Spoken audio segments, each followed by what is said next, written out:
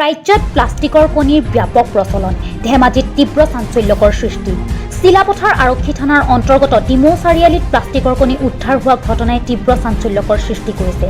প্ৰাপ্ত তথ্য অনুসৰি IPN তথা আমাৰ অসম কাকতৰ চিমেণ্ট চাপৰিৰ সাংবাদিক বৃষ্টি পাংগিঙে পৰিয়ালৰ সৈতে ডিমৌৰ দৈনিক বজাৰত বজাৰ কৰি 15 ছেপ্টেম্বৰৰ সন্ধিয়া 6:30 মান বজাত অভিৰঞ্জন দাসৰ হোটেলত মটৰৰ ঘুগুনিৰ লগত কণীৰ অমলেট খাবলৈ হোটেলত বহে। সাংবাদিকগৰাকীয়ে খাবলৈ লওঁতে অমলেটত প্লাষ্টিকৰ সৰু সৰু ফুটা মেৰ খাই থকা প্ৰত্যক্ষ কৰি ব্যৱসায়ীগৰাকীক দেখুৱাই দিয়াত ব্যৱসায়ীগৰাকী আচম্বিত হৈ পৰে। ঘটনাটো ৰাইজে জানিব পাৰি প্ৰায় শতাধিক ৰাইজ গোট খাই তন্নতন্নকৈ প্ৰত্যক্ষ কৰি হাত কপালত উঠে। ইপেনে ৰাইজে উক্ত কণীৰ প্লেটখনৰ পৰাই পুনৰ আৰু এটা কণীৰ অমলেট বনাই পৰীক্ষা কৰাত উক্ত কণীটো মুঠামুঠিকৈ প্লাষ্টিকেৰে ঢাক খোৱা আছিল আৰু প্লাষ্টিকৰ পলিথিন বেগৰ টুকুৰা দেখা পোৱাত তীব্ৰ প্ৰতিক্ৰিয়াৰ সৃষ্টি হয়। তদুপৰি উক্ত কণীৰ প্লেটবোৰ চিলাপথাৰ ৰেলৱে সিপাৰৰ এজন কণী ব্যৱসায়ীৰ পৰা অনা বুলি কণী বিক্ৰেতাগৰাকীয়ে ৰাইজৰ আগত সদৰি কৰিছে।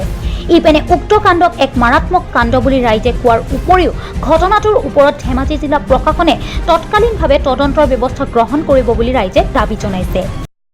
হয়, মই যোৱানিকা মোৰ পৰিয়ালৰ সৈতে মই ডিমৌ চাৰিআলি বজাৰত দৈনিক বজাৰত মই বজাৰ কৰিব গৈছিলোঁ আৰু ইয়াৰ পাছতে আমি অতিৰঞ্জন দাস নামৰ লোকজনৰ হোটেলত ঘুগুনি খাবলৈ সোমালোঁ। ঘুগুনি খোৱা অৱস্থাত দোকানীজনক মই অৰ্ডাৰ দিয়া মতে দোকানীজনে দুটা আমলেট বনাই দিলে। এই আমলেট দিয়াৰ পিছত মই প্ৰত্যক্ষ কৰিব পাৰিলোঁ যে গোটেইখিনি পলিথিন।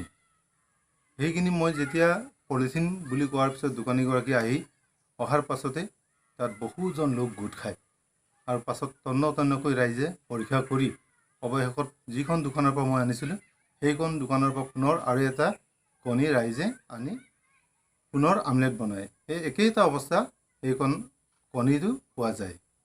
ধন্যবাদ। চিমেণ্ট চাপৰিৰ পৰা বৃষ্টি পাংগিং, ইণ্ডিয়ান প্ৰাইম নিউজ, অসম।